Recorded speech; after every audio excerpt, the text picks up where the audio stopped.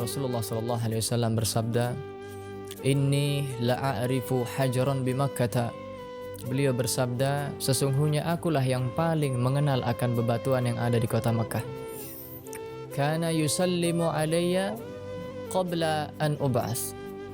Mereka tersebut mengucapkan salam kepadaku sebelum aku diutus menjadi Nabiullah atau menjadi Rasulullah sallallahu alaihi wasallam.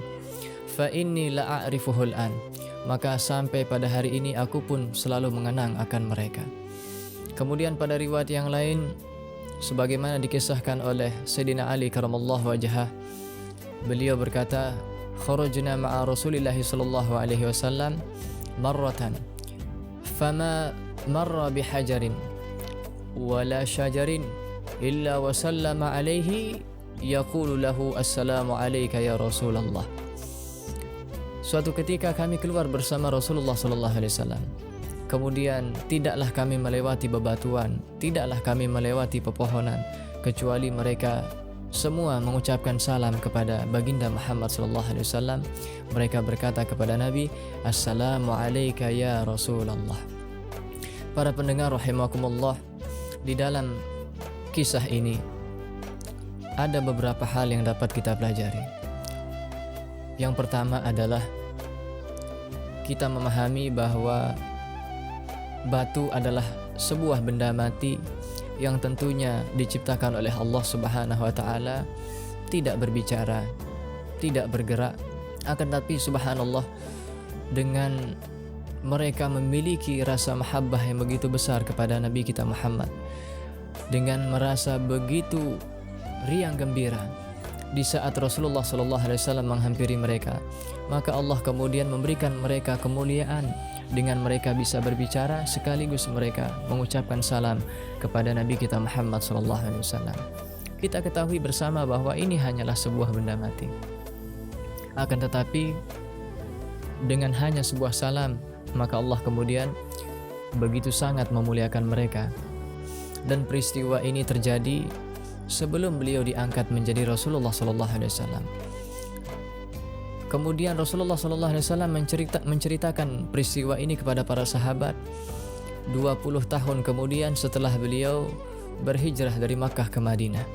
Ini menandakan bahwa Rasulullah sallallahu alaihi wasallam selalu mengingat akan makhluk Allah Subhanahu wa taala yang tentu mengucapkan salam dan salawat kepada beliau, meskipun ia hanya benda mati seperti bebatuan dan pepohonan tersebut. Ini bukti bahwa Nabi kita sallallahu alaihi wasallam selalu mengingat kita di dalam fikirannya, selalu mengenang siapapun yang mengucapkan salam, siapapun yang bersalawat kepada baginda Muhammad sallallahu alaihi wasallam. Ketika kita mengucapkan assalamu alayka ya Rasulullah, maka pertama kita meyakini bahwa salam tersebut akan sampai kepada Nabi kita Muhammad sallallahu alaihi wasallam. Lalu kemudian yang kedua, kita meyakini bahwa salam tersebut akan dibalas oleh Nabi kita Muhammad sallallahu alaihi wasallam.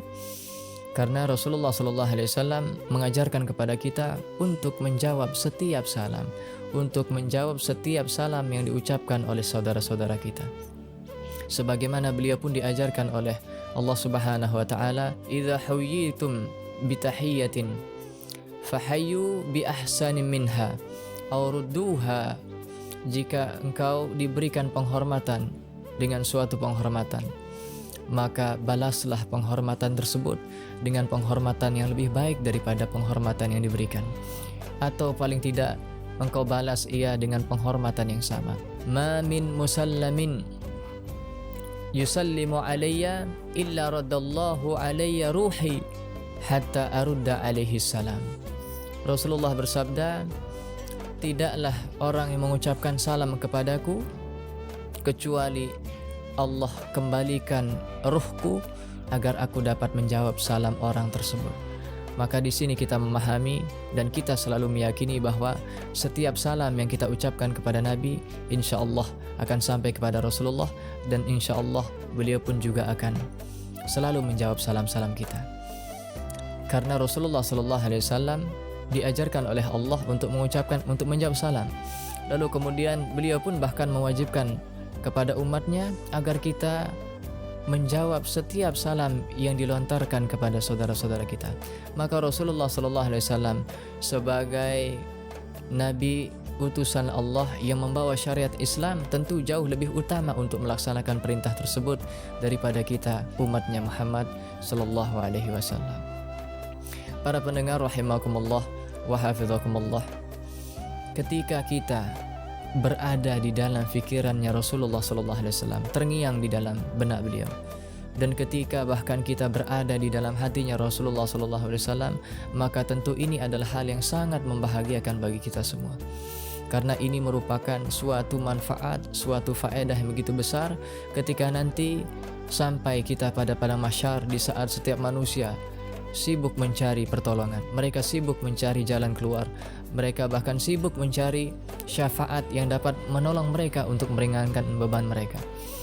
Oleh karena itulah pada hari itu, bagi mereka yang selalu mengucapkan salam kepada Nabi-Nya sallallahu alaihi wasallam dengan rasa cinta, dengan rasa tulus ikhlas, bersolawat kepada beliau, lalu kemudian beliau mengingat kita di dalam hatinya, beliau mengenang kita di dalam fikirannya, maka pada hari itu beruntunglah orang tersebut.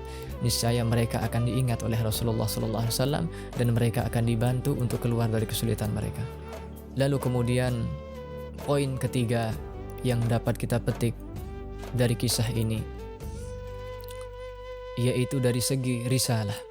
Risalah yang dimaksudkan dalam hal ini adalah suatu ibrah atau hikmah yang dapat kita petik dari lisanul hal. Sebagaimana dikatakan, lisanul hal afsah min lisanil maqal. Perilaku, sikap, atau bagaimana tingkah laku seseorang yang baik tersebut ketika dilihat oleh manusia banyak, maka ia jauh lebih dapat menyampaikan sebuah pesan, jauh lebih dapat bisa diterima oleh hati ketimbang menggunakan lisanul maqal, ketimbang menyampaikan suatu pesan tersebut dengan lisannya kata-kata. Ini berarti bahwa perbuatan baik itu begitu penting. Sikap kita yang baik, adab kita yang baik, akhlak yang baik tentu sangat penting untuk menjadi ibrah, menjadi pelajaran bagi orang-orang di sekitar kita. Maka dari sisi ini marilah kita bersama merenungi.